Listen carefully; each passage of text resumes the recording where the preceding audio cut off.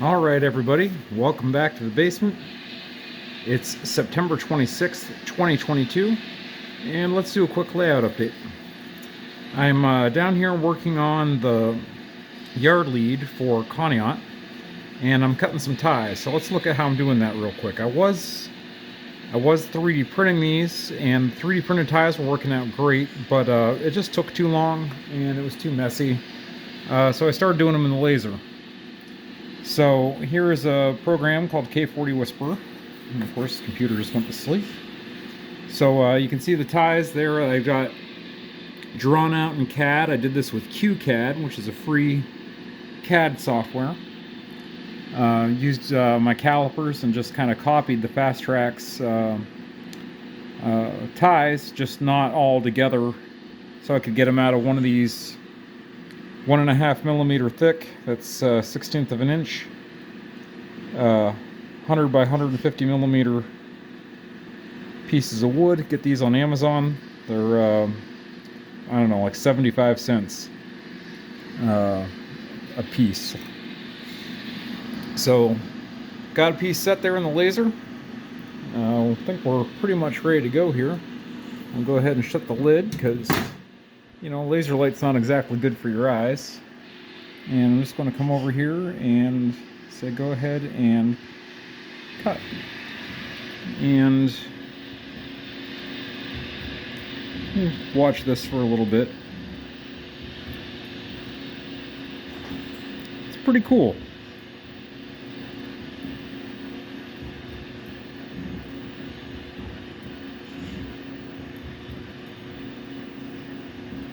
Having a lot of fun with this laser.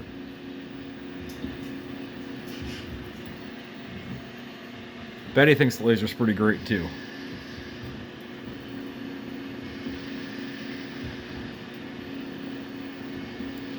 So as you can tell, it really does not take long.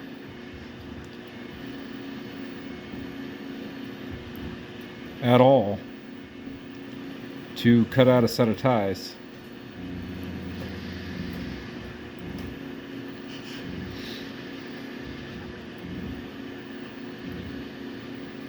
All right, you get the idea. We don't have to sit and watch that all night. It is kind of cool though. All right, other things this week. We got tracks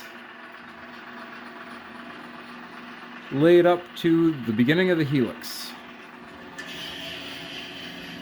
including through XN.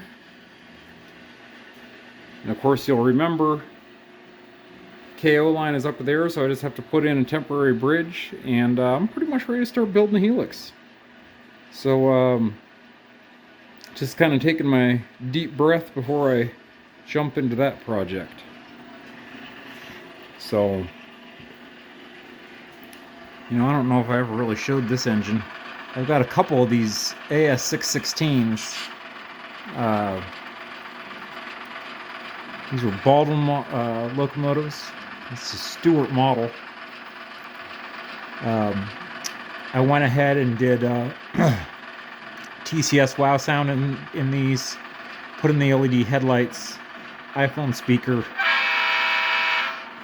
I really like these engines, and interesting story on them on the prototype. These were not MU'd, so these only ever ran solo. So pretty cool engines. Definitely like the Baldwin prime mover sound. Alright.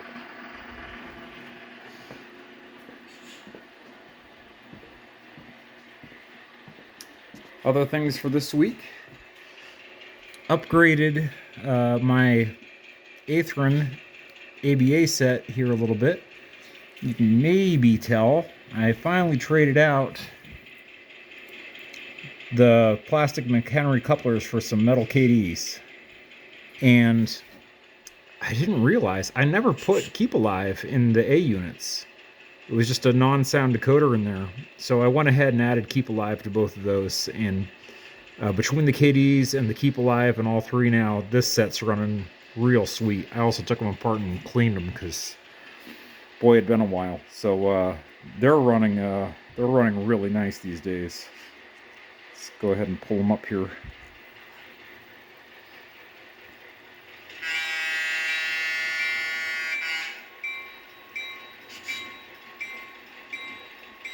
So real nice smooth operation.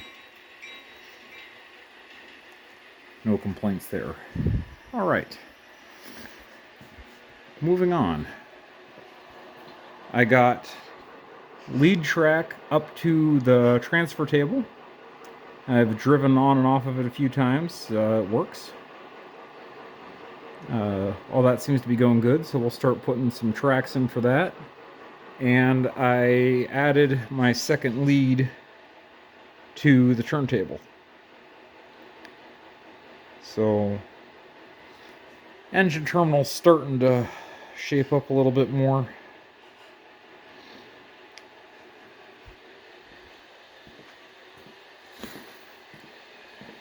And then the last thing I've been working on here, get a look at my couple of my RSD15s.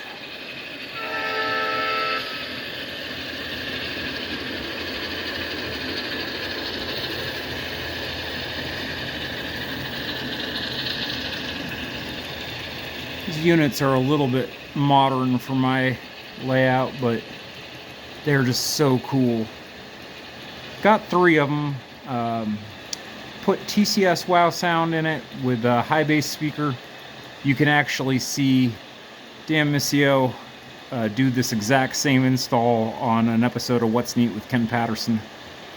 He did some RSD15 Santa Fe Zebra Stripes. And I just followed exactly what Dan did, and I really like how they turned out. They're pretty great. All right. So here's what I've been working on over here. Getting all these ties glued in.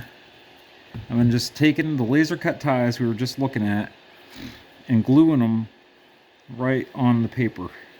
So these are stuck there. I can't move them. And then gluing the copper ties in place. So I'll just go ahead and start building these turnouts in place. I'm going to do code 70. And I've got a whole pile of this code 70 36-inch length rail. And my plan here is to kind of, lay it as one piece rail, as far as I can, and build it in place. So hopefully the yard ladder is nice and smooth operation. At least that's the plan. We'll see how I do. I built a lot of switches now. I'm hoping this won't be too much of a challenge. Time consuming, but hoping it won't be too bad. Anyway, that's pretty much what's been going on down here in the basement. For everybody out there following along, really glad you're here and check out my updates. I see we crossed 400 subscribers. I just can't believe it. I just can't believe it. So wherever you are in the world, thanks for hanging out with me here on the HO Scale, Bessemer and Lake Erie.